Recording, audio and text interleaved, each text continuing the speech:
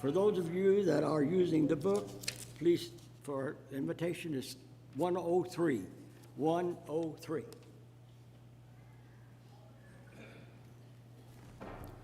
Thank you, Kenny, for leading those songs this morning. We're not going to have a scripture reading this morning, Owen, so you can switch over.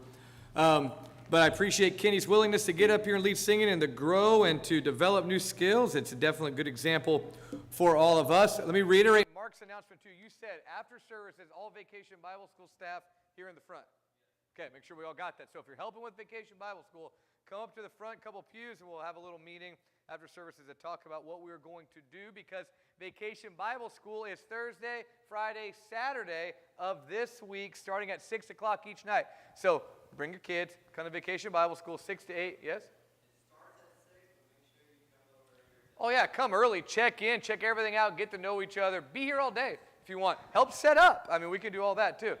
Yes, but so that is Thursday, Friday, and Saturday of this week. So you don't have to answer this out loud, but did anybody watch the Olympic opening ceremonies this week? So I know you're probably aware that that was kind of stooped in a lot of controversy. I've always liked the Olympics opening ceremonies. I like all the nations coming out with their flags and you know, thinking, oh, where's that country? I've never heard of that one. Let me Google it really quick and then learn all the facts I can about it and then plan in my head a vacation there one day. You know, things like that. I like the Olympic opening ceremony. I like the pageantry of it and the tradition and all that. It's really cool. But as you're aware, this time around, there's some things that came across that be pretty controversial. You had, looked like a mockery of Da Vinci's Last Supper painting that depicts Jesus and his disciples, but that was done with cross-dressing men. You had a bunch of inappropriate and crude and crass comments and things like that being made. You had, for some reason, Snoop Dogg is now the host of the Olympics. I don't know how that worked out. But there was a lot of things going on there that wasn't something that we would necessarily celebrate and support. And at first I was like, really like angry, like, I'm going to get a sermon, I'm going to bash that, and I'm going to get that, I'm going to get after that, and I'm going to go to social media, and I'm going to talk about that. And I kind of calmed myself down a little bit when thinking about all of this, because yes, it upset me. Yes, it was sinful. Yes, it was a bad example. Yes, it's something I didn't want my kids to see, and all. I mean, we had like drag queen fashion show going on, okay? I mean, that wasn't stuff I normally want to fill my mind with. However, I also need to come to the realization that I probably shouldn't be shocked when the world acts worldly. And I think sometimes as Christians, we're like, oh, how dare they? Well, they're not following Jesus. And when you don't follow Jesus, that's the kind of stuff you come up with. But I was shocked by it, and I was taken aback by it, and I was upset by it. But at the same time, as I look through Scripture, I start thinking about this idea that the world is worldly. People that aren't following Jesus do sinful things.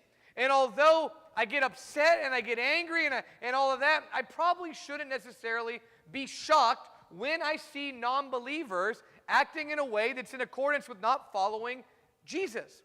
People that aren't cleansed of their sin and giving up the sinful ways are going to behave in a sinful way. That probably shouldn't shock me. And throughout this week, you know, when we're turning on the Olympics, I'm sure you'll see more things like, I can't believe that they talk this way, or they're wearing that, or the advertisers did this, or they're promoting this. I mean, we probably shouldn't be shocked when worldly people act in a worldly way. In fact, John, who was a disciple of Jesus, said this, and this is 2,000 years ago. They had the same problem back then, okay? It says, and they had the Olympics back then too, which the Christians boycotted, by the way. But for all that is in the world, the desires of the flesh, the desires of the eyes, and the pride of life is not of the Father, but is of the world. John makes it pretty clear that what's out there isn't good. What's out there in the world, that my version here says desires, yours might say lust. Lust of the flesh. I want to do all the things that just make me feel good.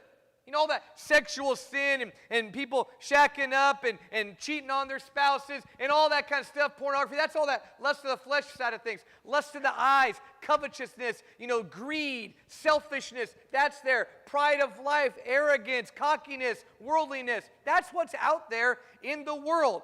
And we shouldn't be caught off guard by it.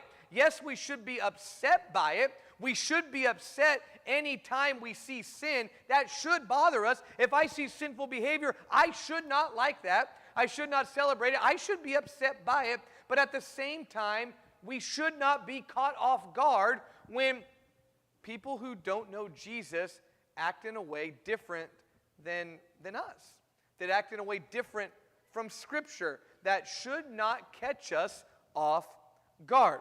So let me set the stage here then a little bit this morning, and then we'll get into our topic. So I want to first establish, because I know some of you right now are thinking, but Cliff, shouldn't you be angry at what you see on TV or about what you see in the world or what you see from people? Yes, of course you should. The Bible does talk about being angry at sin. Even Jesus, famous example, turning over the tables and the money changers, got angry when he saw sin. In fact, Proverbs 97 verse 10 says, "Or you who love the Lord hate evil." We should not like evil.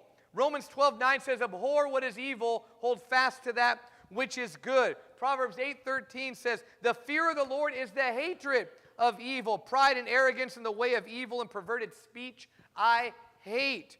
And then Jude verse 23 says, "Save others by snatching them out of the fire. To others show mercy with fear, hating even the garment stained by the flesh." So yes, we should hate sin. We should hate evil. It should bother us. It should disgust us. It should make us sad. It should make us weep. All of that because we should hate evil. It should bother us. It should disgust us. It should make us sad. It should make us weep. All of that because we should hate evil. It should bother us. It should disgust us. It should make us sad. It should make us weep. All of